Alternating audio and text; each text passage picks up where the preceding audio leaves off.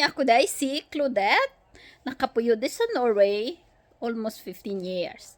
Ako lang ma-advise sa inyo ha, ikaw ba ay laging nag-online sa mga social media like Facebook, YouTube, TikTok, or etc. Marami pang social media.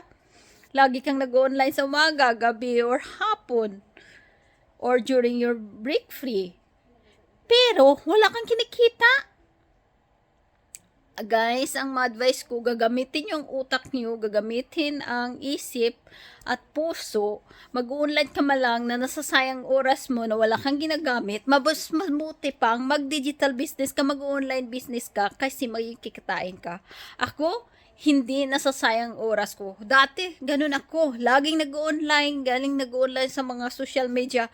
Nasasayang oras ko, wala akong kinikita. Pero ngayon, while nag-online ako, may kinikita ako. Anin ko naman mag-online ako, walang kinikita, nasayang lang. So, lahat na inaano ko, nag-online ako sa social media, may kinikita yan. Kaya guys, be wise always.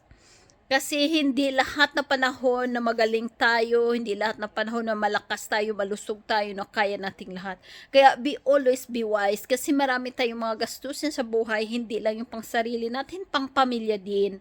At marami tayong tinutulungan, kaya be wise always, guys.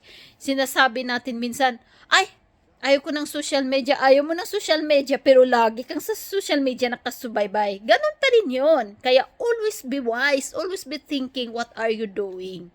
Kaya kung interesado kayo sa anong klaseng digital business, mayroon kaming offer na free webinar, digital business information. See you guys. Bye-bye.